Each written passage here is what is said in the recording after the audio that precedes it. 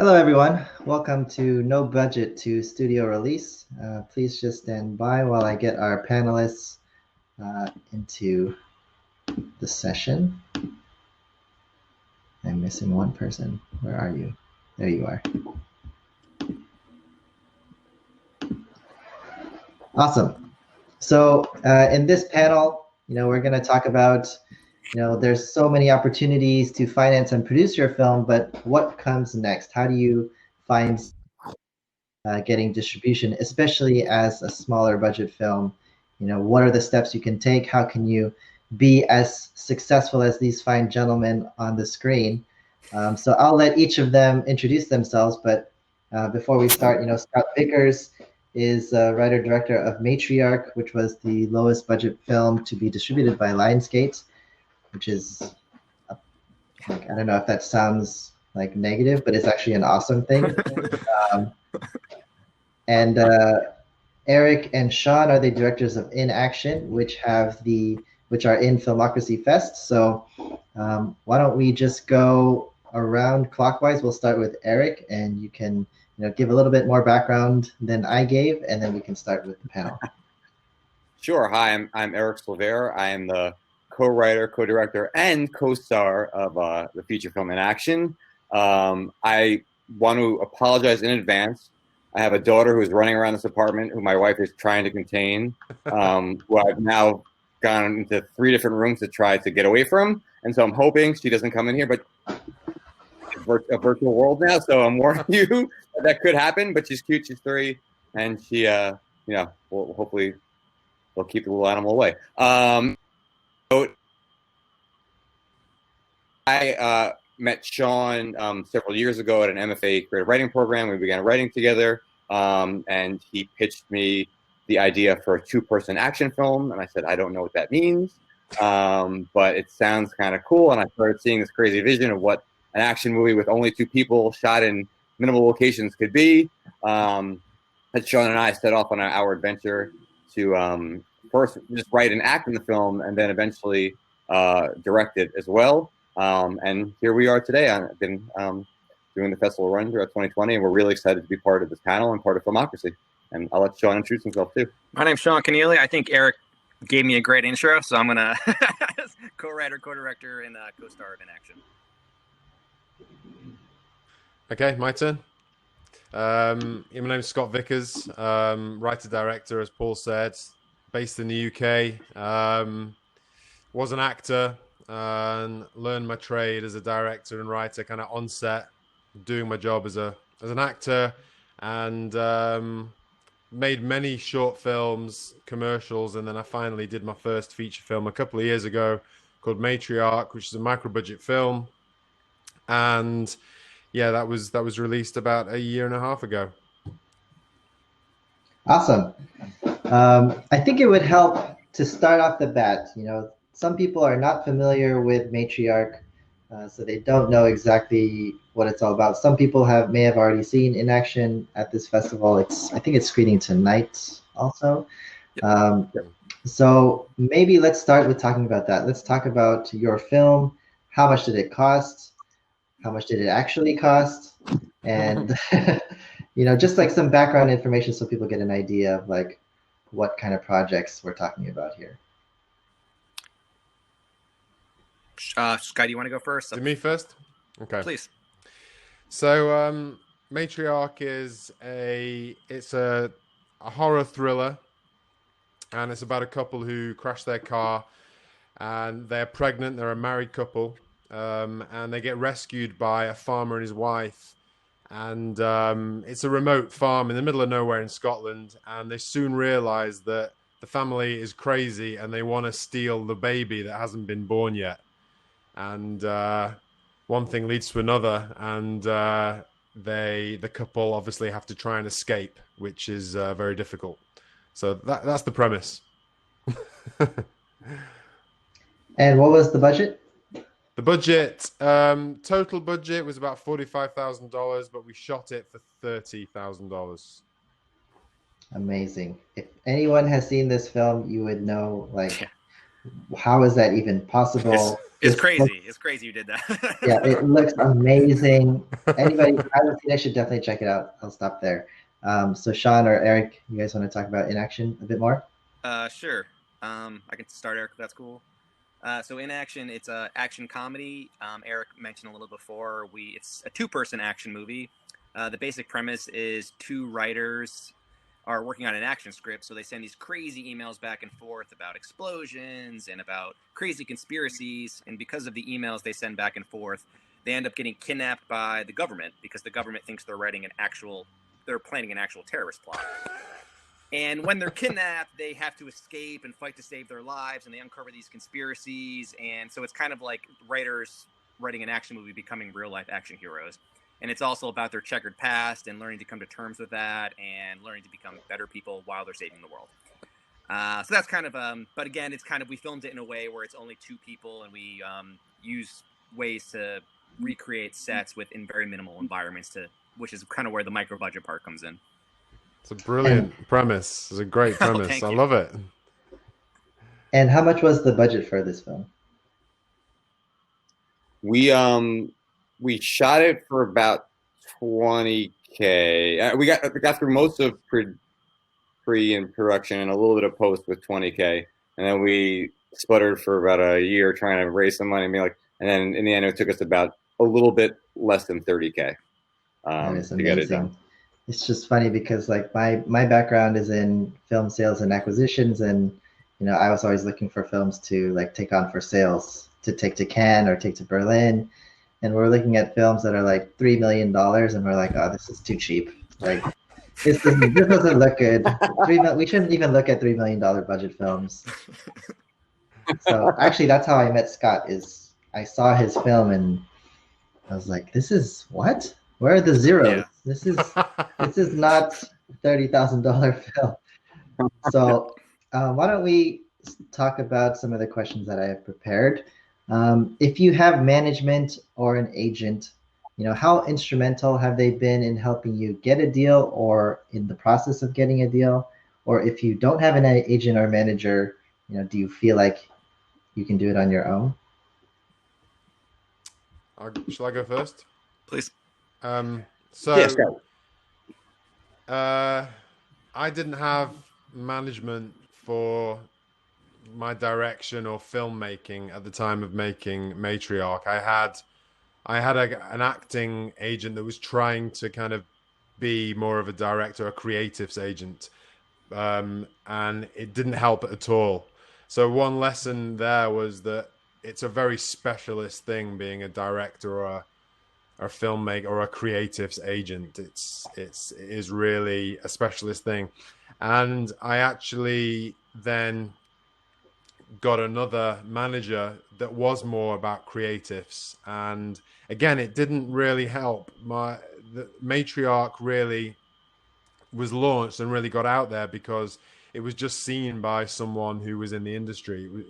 Someone at in a film screening we did saw it. It was he was actually the former president of 20th Century Fox, and he saw it at a screening in London, loved it, and just loved the fact that it was made for not a lot of money as well. And he just made a phone call, and it was actually that's when it got to covert. We had got another couple of offers on the table from other sales agents, but they totally were taking advantage. They put a huge expenses budget on it, like 60 or 70 grand, I think it was. That was nearly twice the budget.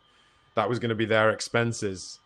So straight away, we just were like, that really? So we were holding out a little bit. We'd gone into contracts with them, the other one, but luckily Covert came in and they gave us a great deal, and they're very well known and respected. So we went with Covert. Cool. On our end, we have similar to Scott. We don't have management representation for, I guess, us as writer directors. So we did it, on our own. We are truly DIY production. We I babysat someone that went to film school. I babysat someone with a kid who was a film school graduate, and we worked with him to bring our crew on board. We had throughout much of the production, all different kinds of crew. We had our cinematographer the week before he dropped out got chosen by Russia to film their documentary of the Olympics, and we were like, yes, you have to do that. Of course, we understand. And so we brought this kid on that had just graduated from film school, and talked to him about all his production stuff, because a bunch of our crew went with that cinematographer.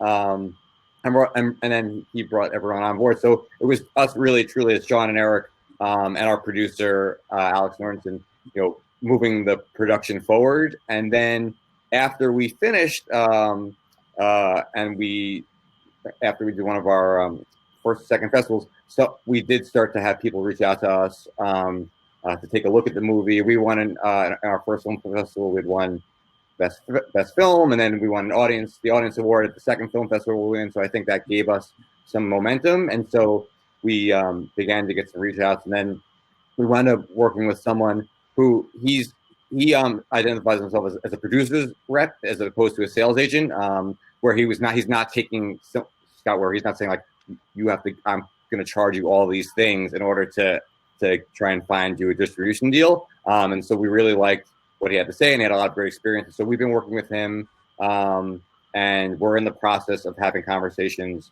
for distribution right now. And I think for us, having the producer rep was essential. Eric and I met in a creative writing program. I mean, we have background in film and doing shorts, but I did mostly playwriting and acting before our feature, and Eric did mostly stand-up. So we weren't immersed in the film world. So it was really helpful for us to have the producer agent to kind of hold our hand a little bit and make some introductions to us and send our movie out to distributors to start the conversations. I don't know how we would have been able to do that without their help. Makes sense. And you guys talked about, you had a little bit of momentum from going to a couple festivals and winning awards. And I know Matriarch also did a little bit of a festival run. How do you guys feel about the importance of festivals in terms of getting distribution? And did you feel like certain festivals had more influence on that, or how did you feel like that impacted or is impacting your distribution? I think for Sean and I, it was crucial. We've kind of just set markers every step of the way. It was like, finish the script, test the script, do readings, get it in a good place, raise the money. We wound up doing a Kickstarter, bring people on board. It was kind of all these things that we knew the goal's always been to have people would say after we raise the money, so what are you going to do? What's the goal of this? And I was like, well, the goal is to literally have people watch the movie that we are going to write and direct. That's always been, the end goal for us has always been find distribution, have it on. We started this so many years ago. At the time, it probably would have been in theater and then maybe on streaming. And now it's the reverse, where it's like have it be on streaming and then maybe in a theater if they ever open again. But we always knew the point for us to get to where we want to be is through film festivals.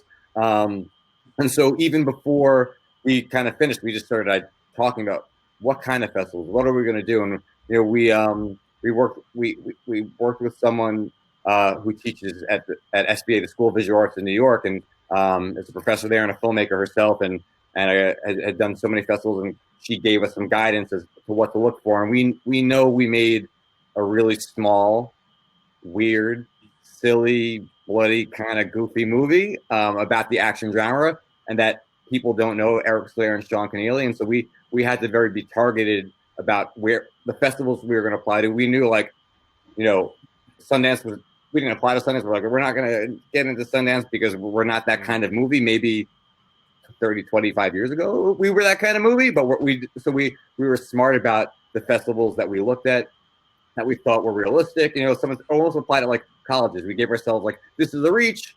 This is we want, this is where we want to be, and there's a safety. And we just thought of it like that. And getting into the festivals and winning a couple awards, and I think just being in a few really helped that momentum. And to be frank, we wouldn't be here today. We wouldn't have had any distribution conversations if we weren't in the festivals, because we don't have the contacts in LA to help us get there. We know some people, but not enough that are going to maybe stick their neck out on the line to say, oh, check out this thing right now. So we very much owe where we are right now to our festival run and this experience.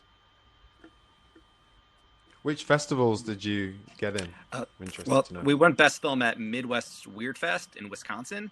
Oh, great. So that was actually, we were very lucky. That was in March, right before COVID hit. So we got to go to one festival, which we were very thankful for. I think it's funny, one of our other producers said that was the last time he shook somebody's hand at that festival. It's, it's been, I don't know, 9 months since then. And, the world is very different. So, we got an Audience Choice Award at the Art of Brooklyn, which was in June, I believe. So those were our first two festivals, and we were very fortunate to win awards at both of them, and that kind of we've been fortunate to get in some festivals after that, but those kind of got us off the ground. I mean, that's an amazing. Yeah, and I would say thank you, because these film festivals just get inundated with. I mean, I've seen with my own eyes some film festivals in the UK, and they're just inundated with so many movies. So to even get noticed and to win awards is a massive achievement. Thank you, Scott. Thank you. Yeah, thank you. Yeah, we were. I mean, it's weird to say you're shocked, but I think we were hopeful, but we were shocked because we know, even Art of Brooklyn, that was the festival that really got us to find distribution. Yeah, I remember arguing with Eric. I'm like, we're not getting into this. Let's not apply. And Eric was like, let's just apply. And I'm like, no. And then he was like, just apply. I was like, all right, fine. And so sometimes you have to go out and reach a little bit. And we most of the ones that were part of that, a Jason Biggs movie, was like the premiere, and it was like a drama, and it was like there was names, and it was like a names, and then like these two dudes, here you go. But that's incredible. We were really excited to be part of it, and that's throughout the summer we had a bit of a virtual festival run since then as well. Yeah. But that Art of Brooklyn was the one that really. And also you're a genre film, so it's difficult. It's usually for genre films to get in the decent festivals. They're all dramas and people dying and depressing stuff. Let's be honest. A lot of weeping and stuff like that. I went to when I first started to get into film. I went to millions of festivals in the States, in the UK. I wanted to slit my wrists by the end of most of them. I was like, "It's just so," and people were standing up applauding, and I was still sat down, going, "I don't understand this. This is so depressing." But then I did more research, and I found out that most of those films were not actually getting distribution. I think that really informed me later on to do a film that is entertaining. I think people, the average person goes out to work. They want to come home. They don't want to see something that is real life depressing. They want to be kind of taken away. And that, you know what I mean? That really kind of, I'm never going to make that type of film. It's funny. We keep hearing for our, like, oh, your movie is really a comedy. Our movie is it's an action movie. It's an action movie without the comedy. But they're like, comedy doesn't sell it much, so we're gonna make your movie look like an awesome action, like the action film that you're like. We're not parodying it. We're like satirical a little bit, but like that we're like lovingly making fun of at points. Yeah. Because like you said, people want to entertain, and that's what tends to sell, or at least in in some of the micro budget world, at least that definitely tends to sell. Yeah, the genre related content. Hey, both of the genres that you guys did films in, like, there's a high risk of things, like possibility of things looking, not, at the level that people are used to seeing on their television every day. Like a drama, somebody can cry, that's fine. Somebody can like yell at another person, and that's easy. But when you're dealing with like explosions or blood or gruesome scenes, like this is hard to produce. And so like, can look bad. What made you feel like you would be able to accomplish the look with such a limited budget? Shall I go That's first? a great sure. Yes, for you. Yeah, no problem. That's a really great question, and I think I'll be honest. I think you have to have a little bit of faith first, just to think like we can do this, we can make this convincing, and we can make this fun to look at. I think what's funny when we did a reading of our scripts, just actually in Eric's apartment with a bunch of friends, and our movie has a car chase in it, and we described the car chase. It was just me and Eric and Cherish talking back and forth, and we had someone doing the stage directions. And at the end of it, people that were in Eric's living room said, I could really feel that car chase, even though you were just sitting in front of us. And I think that was really the beginning of like, we can do this. We can make something that feels like an epic car chase without all of the special effects because we did it in your living room. So I think that was definitely the motive to, and of course we added some bells and whistles with sound design, with really fast editing. But I think it's also, there's a few different things. I think part of it is like I think we made a deal with our audience when you watch our movie that you realize that like it's a little smaller scope, and we're inviting people to join this fun, wacky world. And even if some of the effects maybe aren't up to par like you would see in a big summer blockbuster, I think we're making a deal with the audience that it's going to kind of live up to what we're promising, which is kind of like a lower budget but still like really fun. And like there's a car chase, but it's just us in chairs. So you realize like, hey, this isn't a car chase, but at that point of the movie, I think you're just immersed in what the story that we're telling, that you're kind of along for the ride. And that said, we also had like we were very fortunate enough to actually have a great special effects artist that I went to high school with that, I just called a favor, that works like in much bigger production movies, that did some like really amazing just gag effects of like, throats being cut and some like minor explosions.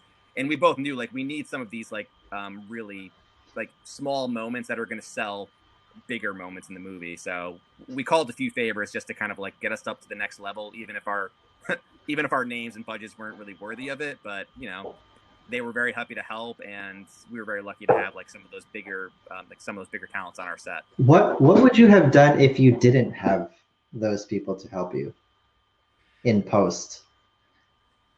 Well, most of our special were actually, when you say in post, but a lot of it was on set. Most of our practical effects. We worked with a studio effects company to like add some smoke and some very, very minor effects, but I'd say the majority of our special effects were done practically on set. And if we didn't have them, I think we made a lot of decisions on the spot with our cinematographer. Things that, like we wanted to like have a scene where I'm going through a tunnel. And I think we had some ideas of how to film it, but then on set we like made some adjustments to make it look like I was basically just crawling under a table with a blanket over. It looked like we were like playing house or something, like we were little kids. So to answer your question, I don't know exactly what we would have done, but I think we like with our crew, we trusted them to come up with like creative ideas to figure things out that ended up working at the end. But at the time we were like, is this going to be ridiculous? But How about you, Scott? Yeah. I think we called in every favor we could, and then when we couldn't call in favors, that's where we were smart about our budget, and Sean and I and our producer really worked really hard to be, how do we stretch these dollars as like in as they can go? And so we knew we needed animation to have a fantasy sequence and an action sequence, and so we were like, well, we need to find an animator. Well, every animator we talk to, when we tell them that we have $1,000 for it, tells us to basically go F ourselves, because that's what they would, get paid for like 10 seconds of their work. And so we're like, okay, cool. And then we found someone that had just graduated like animation school and was hungry and had a cool reel and was like, I want to do a feature. And so we just hustled to find people that wanted to be, that could get excited about the project and then could translate that at a limited budget. And we're willing to do it because maybe they wanted to make a name for themselves too. Because now they've only done a short or their own like student reel, but they've done a feature as well. And so that was, I think if we didn't have the favors, we found ways to use our money to make it work and be effective for us. How about you, Scott? Yeah, I think it's great to hear you guys, what you did to create those things that, creatively finding a way around the budget, which is great. And I think really that's it. You've explained it. To answer your question directly, how did it not look bad doing it in a cheaper way? That's kind of what the question was. And that's what it all comes down to if you're a good filmmaker. And that's a testament to you guys, because regardless of your tools, you have certain instincts and talent to make it work. And I think that is a testament to whether you can do it or not. And so, and it can look really bad. And if it does look bad, then you probably don't have the instincts maybe, or or the talent, unfortunately, to do it. But if you have, you can do it like these guys have, and I think that's what it comes down to. You know, it's not really about the budget always. It's about what I can do here and using your instincts to look at something on screen and go, that looks right, and then other people then say, yeah, that looks great. You know, people don't always know when they look at it. I don't know why that looks good, but it just looks good. And I think it's down to instincts as a filmmaker. Yeah. I also think, I think saying this on set is maybe the worst thing you can say. It's like, oh, we'll fix it in post, because you want to make sure that what you have has the potential, you know? But I think there were a lot of things where we're like, all right, once we get the sound in here, like, I know we're just sitting in chairs right now, but once we get the sound, like, it's going to make it come alive. And I think you have to have a little bit of, like, foresight of what's going to be coming up in post-production to kind of give it the, you know, with the score, of course, too, and the music. So it takes a lot of, like, foresight to realize what it could be, even if it's on the spot. It doesn't feel complete yet. It's interesting, actually, because it reminds me of a project. A friend of mine sent me a project. He was a commercial producer. He did music videos and stuff. Really talented guy, but he obviously didn't have the know-how to make stuff. So he hired someone. It wasn't a great big budget, but it just didn't look good. He sent it to me, and they'd spent quite a bit on effects. And he said, I don't understand why, but this doesn't look right. What is wrong with it? And so when I saw this music video, basically, they just had a static camera, and they'd totally shot it thinking about post, and they hadn't shot it at all thinking about the actual production. So it was just a static shot of the guys. And I said, it's because you need to move the camera. You can't just have a static shot. You may as well just take a picture. You know, cinematography and filmmaking is about all these different elements, and you have to use them. You have to use those elements. You can move the camera. So move the camera. What are you trying to say in this moment? So it was really funny. And sometimes, and another situation where something was done on the BBC that I was sent, again, it was like, what is wrong with this? And it's actually on Netflix. It's called Something Witches. And again, it was flat, and the actors were great and everything, but it was just flat, and it was just lit very basically, and it looked terrible, even though the elements in it were good. The actors were good. They had a great set, and they had great VFX, but it looked terrible and cheap. It's just, I don't know. It's just instincts. That's all I can say. And sometimes your instinct is like, oh, I thought this was gonna be great, and then you get the post like, oh, all right. Like I remember there's a scene where Sean and I had this big argument, our characters, and I remember thinking, Sean, we do one long take, like we'll put the camera here and that, and we'll just circle each other, and it'll be cool, man. It'll be an acting showcase. I'm not an actor, but I was like, we'll showcase their acting, and and then we did that, and everyone was like, that was great, it's cool. And then we were talking to our cinematographer. He's like, let's get some handheld stuff. And we're like, okay. And we had our DP and our camera operator doing some handheld stuff, and we watched the stuff, the footage the next day. And we were like, yeah, handhold, tight, close. We were improvising in that, and I was like, yep. I was totally effing wrong. I was fucking wrong there. I was right. You were right. I was wrong. And that's cool. And thank God, it's sometimes we work. I have Sean, and Sean has me, and we can tell each other when we're being idiots, and one of us can usually get it right. And if we both get it wrong, then sometimes you got to scrap it, or you got to do, like in our case, we had to do some pickups and stuff like that, as I was beforehand, because we were like, this is gonna work. And then we saw the footage, and we're like, no, this doesn't work at all. This doesn't make any sense. And it's difficult sometimes to explain, right? It's like, I don't know why this is not working, but it's not. Right. I remember being on set with Matriarch. We had no time at all. We had to move on. There was this one particular shot, and something just wasn't looking right, and it just for one of the very rare times within the shoot, I actually went around to look on the view screen to look at the playback, because I didn't have time to do that. And the DP was a bit stumped as well. There's something not right. Basically, the actor, it was a very tight eye line. Basically, the actor had to just switch the eye line to the other side. And it was just like, try switching the island, and it just suddenly worked. Yeah. It just seems so ridiculous. It's such a tiny thing, but that makes it, though, for sure. it's just one of those things. Sometimes it's a tiny, minute thing that can make the difference. I just want to jump in really quick. If anybody has questions, you can type it in the Q&A section on the right-hand side, and we'll get to it. But for my next question, I do want to talk a little bit about what that journey from no budget to studio really is like. So Scott, you've obviously gone through it. Eric and Sean, if you have a strategy you're trying to employ, like, do you want to get, I mean, I'm sure everybody wants to get like a bigger release, but what is your plan to execute? And maybe Scott can give some tips too about how his process went.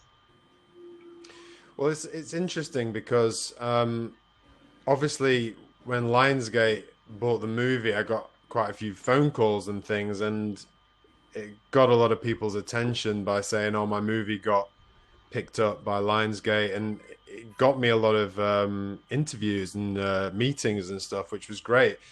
But what I found was initially that, and I got great managers as well. 3 Arts Entertainment signed me, and there was still a bit of a hurdle because the execs were still afraid to put a couple of £1 million into a film that I was going to direct, because even though they said the film is great, it looks like £500,000 to maybe even £1 million, I know that you shot it for £30,000, and they just found it difficult to get past that. So with my next films, we had to kind of reel it in a little bit and say, okay, I'm probably just only really going to be able to make £500,000. And what I've learned is since then is that speaking to other directors as well, that is very common, that you have to kind of step up levels to get to those big budgets. I mean, some directors, you know, like people like Sam Mendes and people like that went from like theater director to feature film directors, but they had some ridiculous amounts of money anyway and unbelievable contacts, so it's different. But generally, a director has to step up in increments to those budgets. But it's been, the Matriarch has been incredible for me to even get in the door, to be considered. I've been speaking to some great production houses and production companies with some of my films that I've written. Granted, some of them have actually come and said, we want to actually buy the script off you rather than me direct it, again, because they want to spend more on it, and that's the issue. So it's not cut and dry just because a studio bought my film. It doesn't mean necessarily you're going to go, bounce straight to a big studio. Film, there's still work to do, but it is a good step in the right direction. Sean, do you want to go? Or I think, Scott, I think you're a few steps ahead of us without like having distribution being out in the world. I mean, we're in the talks with a few companies right now, but we're definitely of the mindset where Eric and I have a few other scripts that we would love to, that are a little bigger scope than an action, that we would love to share and would love to have those meetings with and get off the ground. But yeah, we're also kind of aware that our next film, we did this for $30,000. We'd like to go a step up after that. I mean, one, for just our sanity, and also just because we want to grow as filmmakers. But an action for us is definitely, we're hoping that can be the calling card to get us to that level. Yeah, I think we're thinking in increments. I think there's there's kind of a couple paths that we think about. There's the one path where we have the project that we would like to direct next, that we wrote and direct, that we don't want to act in, that we just want to focus on the writing and directing. But like the budget for that, we would look to have like 100, 150K, and we know what we can do with that. We know how much more we can do with that. Someone gives us 200, great, even better. But like, we think that's like the incremental path to show like how to keep moving up, as you said, Scott. And then I think the other path is, we're also, we're writers, directors, but we're also writers on our own. And as writers, we're a great writing team. And so we have screenplays that we've written that we know we couldn't direct right now. They're too big budget, but they're the ideas. And so being able to go down the path of being able to do, someone either purchasing the screenplay or doing rewrites or pickups and things like that, or like just jumping in, some ghostwriting. I think that is also a path for us while we work towards the goal of also, moving on to the next feature to direct as well. And then if all else fails, we'll just go down the budget of keeping it micro budget again. We know we can do it. I just like I was telling you guys beforehand, I just don't want to do it while working a full-time job over again. That's and have like you have your 9 to 5 and then your 5 to midnight. So it's like at some point you got to sleep a little bit too in there. So I think that's the path. Those are the paths that we're looking for. It's right what you say as well. There's all sorts of different routes you can take to get to that. And a big thing for me is once I started to open up to different things, it led me to other things, like you said, ghostwriting, get involved with other productions and producers and talking to people. It can often lead to where you want to be. Eventually you may have to do some other things first. Sure. But what you've done is proof of concept for you guys. It's such a massive step that, because say you wanted to do a movie for a couple of $100,000, now you can show what you can do and people believe it. There's a lot of people out there wanting to raise that but can't show anyone anything. So it's a massive step. So you've got that, we can do this now. So it is a big step. Yeah, we're excited about that, and seeing someone like you has come as far that guys like you are inspirations to us. And we were talking to someone on Monday night, Sean and I, and they were like, whatever you do, they're like, if you think it's beneath you, nothing's beneath you. Just say yes and keep going and building relationships. Absolutely. I think Sean and I are business professionals in our non-filmmaking life, and so we built relationships in the non-filmmaking world for years. So I think we're taking the mindsets we have of how we've succeeded in our careers, which if anyone in my job's watching, I don't love, but I think you probably know that by now. But we've done well in, and applying that to filmmaking and entertainment. It's great. It's great to have that business side come into it as well. I'm really big on that as well, because at the end of the day, it's art, isn't it? But it also is a job. And if you say something is a job, then really got to be getting paid for it at some point. I mean, I think that's a good segue into another question, which is like, how important is it to you that you're creating or filming your own project versus taking a job that will pay you and give you a budget, and you kind of have to do whatever the script is designed to execute? I think I don't want to speak for Sean, but we're like a little left brain, right brains. So I feel like we're probably on the same page. My internet went out, so I can't see his face. I can't tell if he's winking at me. I just see his beautiful Google right now. So whatever you look like, Sean, if you're making a face, I'm sorry. I think we love we're excited about our ideas, and we would love to do that. But I think the goal for us is to transition out of I work in advertising. I've been advertising for 15 years. I work in sales. It's the transition out of that fully so that we can focus on the creative aspect. And so for us, idea of our stuff, but also working on other projects too, and taking other things that exist. And Sean and I have a community of writer friends and people in the filmmaking world that we've cultivated over these past 5-6 years, that they send us their scripts and they send us their ideas, and we talk it out with them, and we workshop it, and we give them ideas, and they give us ideas. And so, we're cool with working on with other things, because it's a way to you can put your own mark on something that maybe isn't felt broadly, but you look at it and you know what you contributed, and that's exciting too. And for us, that's a step that gets us closer to maybe one day doing our individual projects where we can fully own our idea. But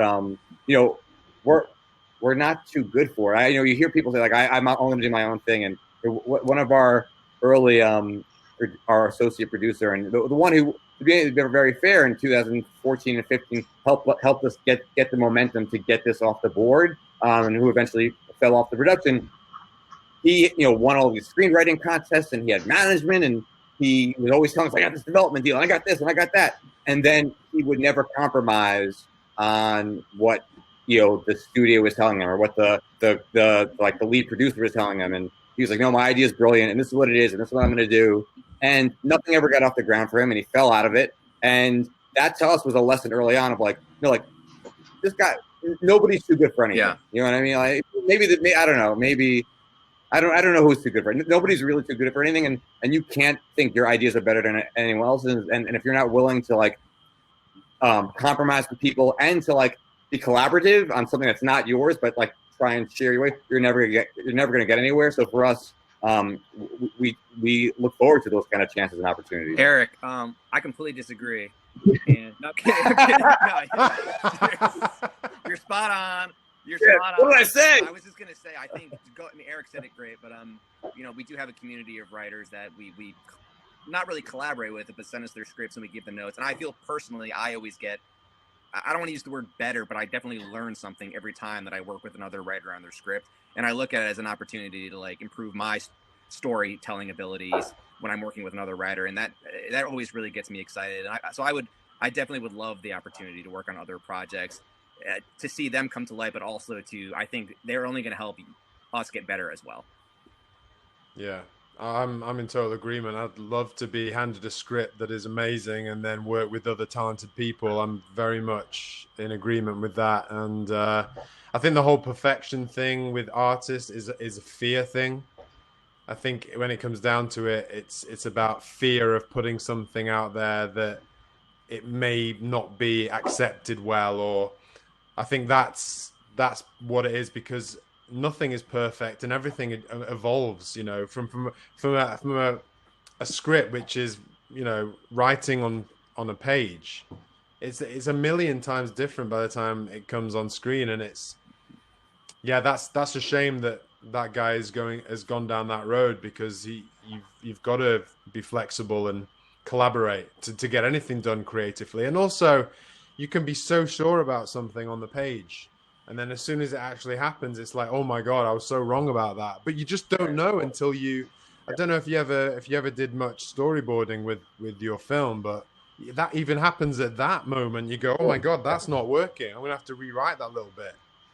Yep. So to have a script and say, no, it's got to be this. No, it's like, mate, you don't understand the process. You need to just go with it. I think we were big believers of the script was our template, but every time we were on set, we definitely adjusted the template based on the circumstances and the input of our crew. And there were so many things that we tried because we just had to, and our cinematographer suggested this, or our sound person suggested that, or our assistant producer suggested it. And, we always wanted to be open to those, because I think we're of the mindset that getting people that are like-minded on board, it can only get better with their help. So, and a lot of amazing stuff can happen then. Oh yeah, that's when you allow that. For sure, yeah. And the thing you're saying about the fear of artists that want things only their way or perfection, it's like they almost, there's this fear of being rejected, and I think you have to just like be willing to fail a lot. Sean and I have failed a lot. I would say we've written a lot of things that have gone nowhere. We've published writing. We've done shorts and stuff. But you just have to believe in yourself and be okay to fuck up a little bit. Yeah. And then pull it back up or get rejected. Now, if we were not on this panel and our movie was wholeheartedly rejected, I don't know what Sean would have felt. But I think we also believed in ourselves enough. Believed in ourselves enough, and in what we eventually made. To put it out there and not worry too much about the rejection as well. With art, with story, you're always going to get people out there that just don't like stuff. I mean, if you think about films, pick a film that you maybe loved at some point in your life. I don't know whether you've had this, but then you'll meet someone that doesn't like it. You're like, what? How can you? It's like, what are you talking about? But it happens. Talking about my life and everything I like. But and it happens with your movie, and you got to kind of accept that. Oh yeah. We had a big problem with it not being horror enough for some people, and then not being thriller enough for some people. So we were like, it's not horror enough because there's not enough blood. I was like, well, what did you think Misery was? It's like, that's Stephen King. That's like pure horror. But a lot of people look at that thing and say it's a crime thriller. But it actually is a horror, technically. You know what I mean? But there you go. So there's a question in the Q&A where somebody's asking, was it necessary to make it known how much you spent to make the film? And is that kind of showing your cards, so to speak, during any deals? Or is this situation necessary that you have to make it known? I'll say something straight off the bat. When we were selling Matriarch at Covert and talking to distributors in different countries about it, sometimes we would highlight the budget, but most times we would try to not talk about it at all. Because for some distributors, you use it as like a way to easily sort through projects. Like, okay, this film was $5 million. Okay, it's probably like going to be kind of like this. That's under $1 million, so I'm not even going to look at it. So very much we would try to, tailor it to the right person. And some people would be impressed by a $30,000 budget, but very often they just won't even consider it if that's known. In hindsight, I think we should have withheld the budget. I think it worked against it a lot. I think people prejudged it before even watching it. And I know that some people hadn't watched it because there's a big twist in it and stuff. And we kind of read between the lines with a few people that we spoke to, and we realized that actually they hadn't even bothered to watch it, or maybe they watched a little bit. And I think a lot of that comes down to this is not going to be any good, this film, because they talk a lot about, and you'll know this, Eric, in advertising, that it's perceived value. Perceived value is so important. And I think that in hindsight, we should have just not said anything. But when we had this conversation with Covert, it was a bit of a selling point. People at EFM really wanted to speak to me about this movie that was made for less than Blair Witch Project. So I don't know, it's one of those things. It kind of has helped sometimes with promotion, but maybe in the deals maybe it didn't, but who knows. What do you think, Paul? I mean, you're probably better off to answer this than me. Yeah, it kind of depended on who the person was. Some people really got a kick out of it and were very interested, like, how is this possible? And then other people are like, no, like Metropolitan. Not going to be the French good. Would just be like poo-poo, like, no. Well, French, Have you seen their movies? I lived in Paris. I hate to call them out, but yeah. But is that something you guys are withholding, Eric and Sean, or is it something you're highlighting? Our whole premise was we want to show that you can make an action movie or an action comedy as exciting as something that has a big budget while being on a tiny budget with like 2 actors shot in 2 locations. And that was the whole like thesis of us, was that we could do something just as fun and exciting as a big budget film on a low budget. And so we don't always share the budget, but if people ask us, we tell them. And the fact is, like, where Matriarch looks way ahead of our budget. We shot it a couple of years ago. To be very honest, it's been a slow burn. We shot it over 2016 and 2017. We had to take some breaks. My wife had her second baby in the middle. She had some health issues. We worked. So to be honest, like the shots look good, but the camera sometimes, like, you can tell it's not 4K, it's 2K. So it's like there's like little things that maybe look a little the film maybe looks a little lower budget, so we can't really hide that, and we don't, because we try to tell everyone, when we submit for reviews or some PR and stuff like that, and for interviews, we've said, like, look what we did. And I think for us, it helps. I think it's more of a help where it's like, the idea is like we came up with an ambitious idea, and we're showing you that, like, we used every single dollar that we had, and it's on the screen, and more. And so, if we hear from people like, well, I can't, like, it's a real movie. Who would have known? My friends saw it, was like, oh, that was actually good. You made a real movie. I'm like, what the fuck do you think I was doing for years, man? Like, yeah. But it wasn't about, it was, I knew what he meant. And for us, we're doing now, Paul, or I think whoever asked that question, like, we know for us, because we're a low budget movie with distribution deals, they're not gonna give us a high MG. They're not gonna, they're not gonna, someone was like, if you spend $30K and they find out that's what you spend, that's all you're ever gonna make on it. And so we knew that going in. And for us, getting distribution was less about making money and more about having people see our film and being a calling card for us. to get us to the next step. So we're okay in some of those cases talking about that. And as we've had distribution combos, we've heard, people say to us like, yeah, we might not share the budget. That's okay. We're just going to push you as a big action film. And like, our newest poster literally is like an explosion with a Capitol building behind us. And That's insane. Our head superimposed on like so a muscular body. Like my mother-in-law was like, your pecs look so defined in that picture. And I was like, you can my body, Mom. But like a little bit of that. But I think in the marketing, people are thinking of how to sell it to look bigger than it is, and that's out of our hands, and we're okay with that as long as people want to watch it. I mean, so obviously you guys are kind of at different stages of, Scott has been distributed by Lionsgate. You guys hope to have like some theatrical release, I imagine.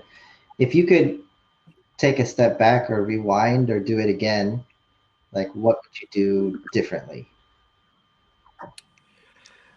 I would have a star in the film. You have some fantastic actors in your film, by the way, Scott.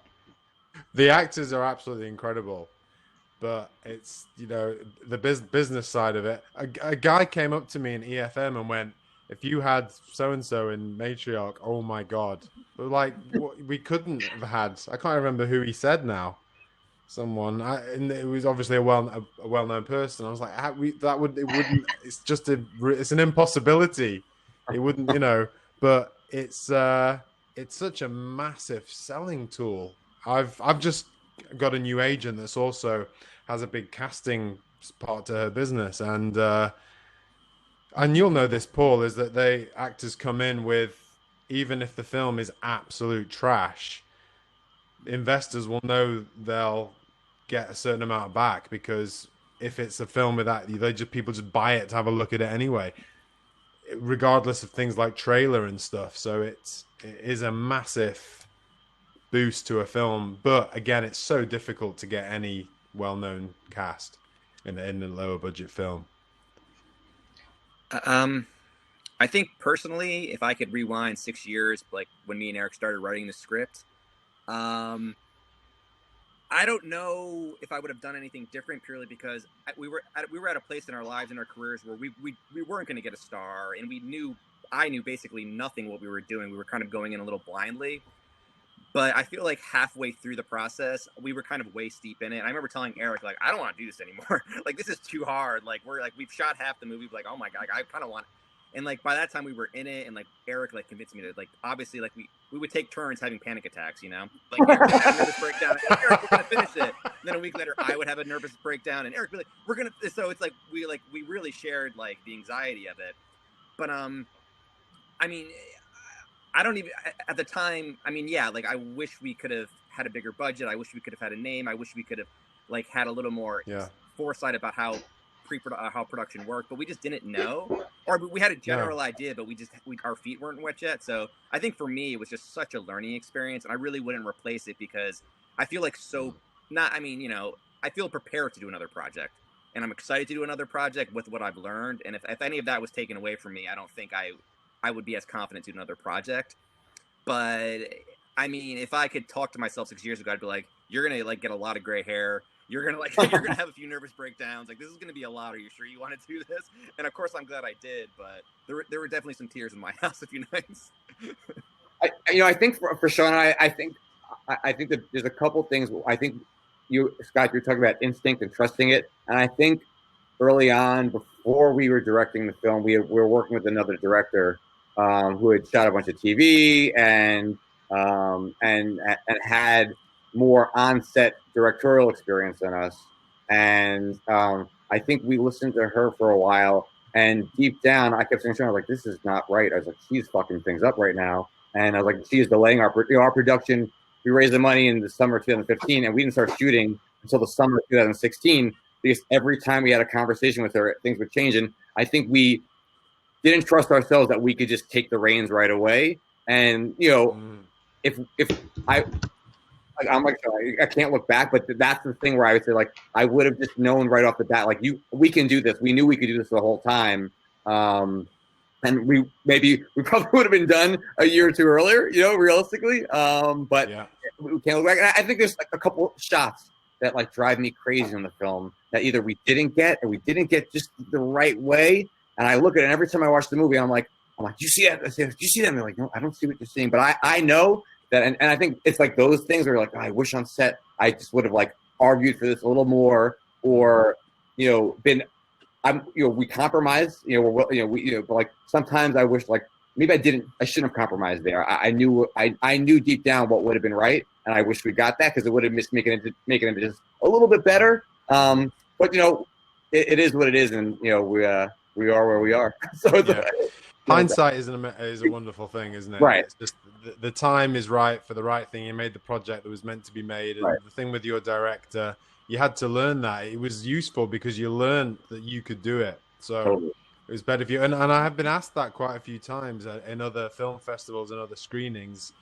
What would you have changed if you could go back? And I say that I'd have a star in it, but I've worked with stars, and they can fuck up a production like that, and we couldn't afford that. If we got someone that had a some sort of strop or something, or got annoyed, that would destroy us. We couldn't even lose a day. We didn't have the space to lose a day. So we made, and I did have some connections. I may have been able to get someone a bit more well known. We made a decision not to do that because it was too much of a risk. It just was. We wanted really hungry, brilliant actors to make it work. And that was how we got it done for that price. And that was the crew as well. We got in crew that was stepping up to better roles, that absolutely loved the script. And we worked longer hours than we should. People were coming in the days off. And that's how we got it done. If we deviated from that, things may not have worked, and we may not have finished the film and stuff like that. So no, it was it was exactly how it was meant to be. Yeah, I think going off of Scott, what you're saying, what you just said, Eric, I think it's also just so vital to not always agree with your crew, but be aligned with your crew and trust them. And and just feel like you don't have to have the same vision exactly, but you still have to be kind of like in the same page and atmosphere. And we were very fortunate to have the same crew overshooting over a year, different days. And I think building that relationship was essential. And I would say definitely trust that when you're collaborating with someone, just like trust that feeling, like, okay, me and this person, we're aligned. And because sometimes we weren't aligned with people, and that was difficult and it delayed us, but trusting your gut with that stuff. And translating your vision. Yeah. When you tell someone you're going to do a car chase with sitting in chairs with like just film like a black box, people are like, why don't you just go into a car? And like, we'll shake it. And it's like, no. It's going to be a car chase with us sitting in chairs, and it's going to come together, and you just got to trust us. And if you can translate what's in your head to them, to the crew, then you can get them on board to do the work work with you, to make it come to life. I mean, I would have liked to have just directed, actually, Matriarch. I think it was very, very difficult to do. Because I did a lot of stunt stuff and everything. And a lot of the time, because I was acting in it, we had to move on. And I really would have liked to have looked at the shot and things a couple more times. Right. So that possibly would have, but we couldn't afford it. There's no way, because my character, like I said in the other interview that we did, my character had a lot of stunt stuff, and there's just no way we could have afforded it. Well, if there is one person that you could add to your film to make you more successful, I would say that person is Nicolas Cage. By far, no actor exceeds his value greater than his cost more than Nicolas Cage. At least that was true while I was doing sales, because he was very down in the dumps for a while, and went bankrupt and went through a nasty divorce, and he just needed money. So it was very easy to get him to do random movies, which he would give. He did some random movies. Yeah, and he kind of fell off like the Hollywood A-list scene and just couldn't get those big roles anymore. So he just kept doing all these really small movies. But people love him internationally. So his value is super high for pre-sales, which is obviously not great now. He's a real movie actor, isn't he? He's not done any TV, so he has that value. Even if he does smaller movies, it's like, I'm watching a movie because I'm watching Nick Cage. Some of his weird movies that he did in there they're bangers. They're awesome. Incredible. Yeah, I know. Really I love some of crazy his ones. Yeah. I heard him call. He said it was gonna be like his like Christopher Lee, Peter Cushing arc of his career, where they just like did all crazy genre stuff. And once I heard that's how he was framing it. Now, Paul, like, I guess he had he had financial problems and had to take the money to dig himself out of backwards. Like once I heard he was embracing it like that, I was like, this is cool, man. Like, some of it's crazy and not good, but some of it is weird and fun. Yeah, I like some of his weird. I think he'll make his way back to the top. For sure. Once he's like We'll hire him. really old. Cool. So I think we've pretty much used all of our time. I do want to give each of you a last chance to just like talk about, like, give a shout out of any of your projects, how people can follow you, your social media handles, things like that. And I'll type it in the chat as you guys go. But maybe Eric, you want to start, and I'll type your social in the chat. Sure. Yeah. I from a social media standpoint, I'm probably most active on Instagram. The handle is at Eric Reggie, ERIC REGGIE. Reggie was my old drunken alter ego in my 20s. And so that's like you'll get the two sides of Eric and Reggie there. You get the weird kind of comedic, like dancing kind of videos that if you go down my chain, you'll see. And then we have some like kid parenting stuff from the Eric side. And then in terms of next project, Sean and I are finishing a draft of a script that we'd like to produce ourselves right now. And then, we're continuing on this festival journey and hopefully having distribution within the next month or two. Fingers crossed. Also, how do people get to see your film? Yeah, I hope you enjoy it. How do people get to see it? Oh, yeah, sorry. Yeah. Thanks, Scott. We are showing tonight at 10 p.m. Eastern, 7 p.m. Pacific time through Filmocracy, and it will be on demand this whole weekend. And then, I guess from there there'll be some screenings in 2021, but that are in theater, and then hopefully we'll be on the platforms in the next 5 or 6 months. I can't wait to see it. I'm really interested to see it. Thank you. So I'm on Twitter, Scott R. Vickers. I'm on Instagram, Scott R. Vickers as well. Or if you want to follow Matriarch Movie on Instagram, we're on all platforms except Netflix, pretty much everywhere. Also got my short film, my very, very first short film, Filmocracy have, called Advance to Contact, which I did nearly 12 years ago. So if you want to check that out. That's me. And I'm most active on Instagram. It's usually just pictures of my 1-year-old and stuff about my movie. And my handle is Captain, then Keneals, Keneals, Captain Keneals. I should probably change that, but it's what I've had for the past 5 years. And, as Eric was saying, we just finished the draft of a horror comedy that we're really excited to share with people. So hopefully that'll be our next thing we share with the world. Awesome. Well, thanks again so much for joining the panel, you guys. You dropped some awesome knowledge. I'm sure a lot of people learned how they're going to follow your footsteps. So everybody, please check out In Action. That's playing tonight at 7 p.m. Pacific in Cinema One. And Scott, Matriarch, is somewhere out in the world. You can find it. So that'll do it. Thanks again, everyone. Great. Thank you for having us. Thank you so much. Nice to meet you guys. Keep doing it. Yeah. You too.